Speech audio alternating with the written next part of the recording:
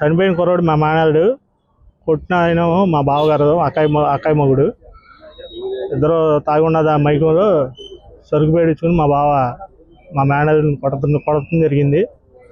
కొడతం జరిగితే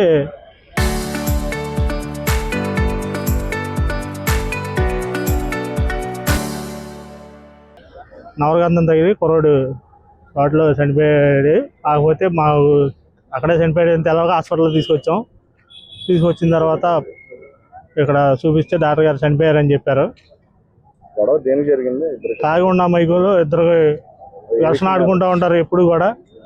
ఆ ఘర్షణ అది కాస్త పెరిగి కోపాలు పెరిగి తాగి ఉన్న మైకులు ఆయన సరుకు పేడించుకుని కొట్టేసాడు. వల్లా మోహన్ రావు గారు వాళ్ళ కొడుకు తాగి ఇద్దరు గొడవ పడి ఇంటికాడ గొప్పని తండ్రి కోపం వచ్చి సరిగ్గా పెట్టి కొట్టాడు.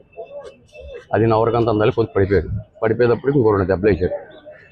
నా చేతి మీద ఒకటి, నడి మీద ఒకటి.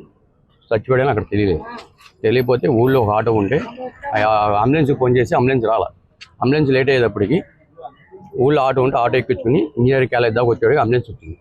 ఆ అంబులెన్స్లో ఎక్కించినప్పుడు అంబులెన్స్లో ఉన్న సిబ్బంది 20% అయిపోయాడు, మీరు హాస్పిటల్కి తీసుకెళ్తారు, ఇంటికి తీసుకెళ్తారని అడిగారు. మేము హాస్పిటల్కి తీసుకెళ్తాను, హాస్పిటల్కి తీసుకొచ్చాం. హాస్పిటల్ నుంచి చచ్చిపోయాడు. అది జరిగింది. తండ్రి కొడుకులు ఇద్దరు ఇప్పుడు తాగుతారండి. ఏ గ్రామం? ఏది? బాటలవారిపాలెం, బందరమండలం బాటలవారిపాలెం. మీరేమవుతారు? నేను రిలేషన్ అంటే ఈయన మా అన్నయ్య అవుతాడు.